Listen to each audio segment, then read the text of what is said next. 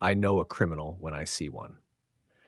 That's what Sergeant Jack Stone muttered as he slammed the cruiser door and approached the black teen's car like he was hunting a fugitive. But that moment, the fire in his voice, the tension in the air, it didn't start there. Before we dive in, if you believe no teenager should be treated like a suspect just because of how they look, especially by an officer, then like this video, subscribe and share this story because moments like this can't go ignored. And tell us, where are you watching from? Drop your city in the comments. Earlier that morning, Officer Jack Stone, a hardened white cop with 35 years on the force, was paired with a fresh rookie named Officer Lucas Gray. First day jitters, wide-eyed, barely out the academy. Jack looked over at him and asked, "Ready for your first day?" As he gripped the wheel, Lucas grinned confidently. "Born ready," he said. Jack gave a dry nod. "Good, then buckle up." As they rolled out of the station, Lucas tried to break the silence with small talk. "You met the new captain yet?" he asked, glancing over. Jack gave a short grunt. "Nope, not yet." Lucas kept going. "How long you been with the department?" Jack's eyes stayed locked on the road. "Just hit 35 years last month," he replied flatly. Lucas blinked in surprise. "Dang," he said. "That's older than me." Jack smirked faintly. "Thanks, I guess," he muttered. Lucas chuckled. "I feel like I could learn a lot from you," he added. "You've got real experience. Appreciate any help you're willing to give." Meanwhile, just a few streets away, 18-year-old Miles Carter was behind the wheel of his car, cruising calmly through his new neighborhood. Fresh off a family move, he was just trying to get home. Suddenly, red and blue lights flared in his mirror. Sirens blared. Miles's chest tightened. He pulled over immediately and quickly dialed his father. "Hey, Dad," he said, voice tight. His father picked up. "Hey, son," he replied. Miles explained, "I just wanted to call and let you know I got pulled over." "You all right?" his father asked, instantly alert. "Yeah," Miles said. "I didn't do anything wrong. I wasn't speeding. I stopped fully at the sign. I checked both sides. I honestly don't know why they stopped me." "Okay, son, just stay calm. Where are you now?" his father asked. Miles looked around and answered, "Not far from home, Maple Street and 42nd." His father gave instructions carefully. "All right, listen, be respectful to the officer. Look him in the eyes while you talk." "Okay," Miles said. "Follow his instructions exactly," his father added. "All right," Miles replied quietly. "You got it, son?" "Yeah," Miles said. "I hear you." Back in the cruiser, Lucas squinted at the car they'd stopped. He turned to Jack and asked, "Why are we stopping this guy? He wasn't speeding and the registration's fine. So what's the deal?" Jack's tone turned cold as he replied, "Sometimes it's not about asking questions. Just watch and learn, stay quiet, and observe." But Lucas didn't back down. "Still, what's the reason we're stopping him, Sergeant?" he asked again, concern in his voice. Jack didn't respond.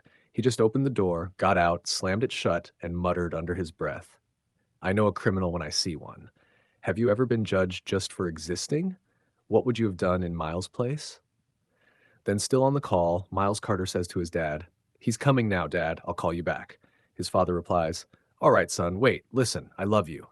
Miles responds, "Love you too, Dad." Just then, Sergeant Jack Stone walks up to Miles's car, no greeting, no anything, just straight up. "License, registration, and insurance, please."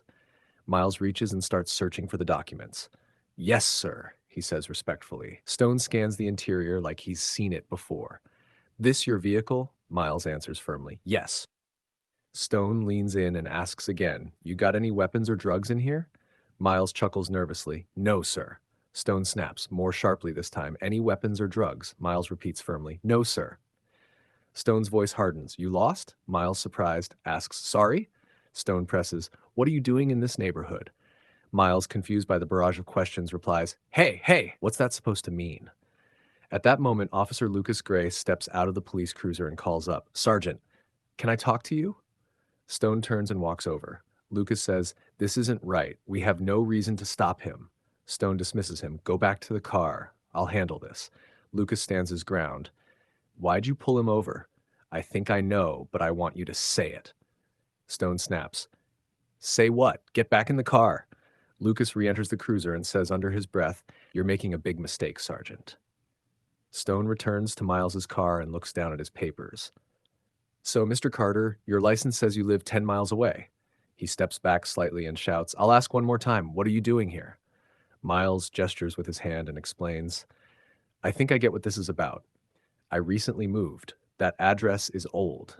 I actually live a few blocks down. Stone snaps, raising his voice. Hands on the wheel now. Miles asks calmly, Can I ask something, sir? Why'd you even pull me over? Stone replies curtly, I'm the one asking questions. Just then, a sleek black car drives in. A black man wearing his police badge like a necklace steps out and walks toward Miles's car. He says as he approaches, Good morning, officer. Stone flinches and looks back, greeting him. Morning, Lieutenant. The black man corrects him sharply. It's Captain. What's going on here? Stone loses composure and stammers. Everything's under control, just questioning a suspect. Captain Carter's voice is firm. A suspect? For what? Was he speeding? Miss a sign? Expired tags? Stone stammers again. No, no, no. Everything seems to be under control here, Captain. Captain Carter extends his hand. Carter. Captain Charles Carter. And you are. Stone shakes his hand. Sergeant Jack Stone. Captain Carter looks Stone in the eye. Right, so Stone, tell me why you really stopped this young man. He looked suspicious. Stone says. Captain Carter fires back. Suspicious? Do I look suspicious to you? Stone replies, No, sir. Captain Carter's gaze sharpens. But my son does? Stone's face goes pale. Wait, your son?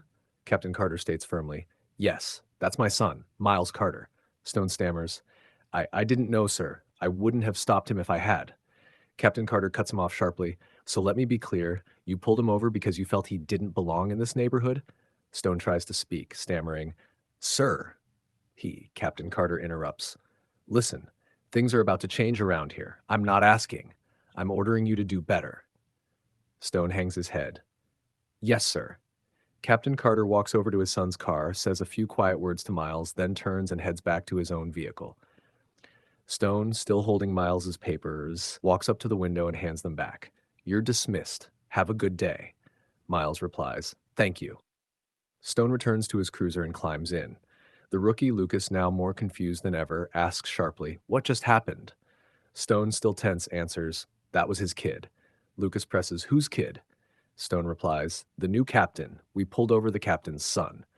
Lucas shakes his head. You pulled over his son. I was just here drinking coffee while you embarrassed yourself. Stone mutters sarcastically, Thanks. Lucas offers the final word. I told you it was wrong. Remember, when you judge someone, it doesn't say who they are. It shows who you are. If you believe no teen should be treated like a criminal for simply driving home, and Sergeant Stone needed to be held accountable the moment he profiled an innocent teen, and that moments like this demand our attention, subscribe and hit the bell for more stories that call out injustice.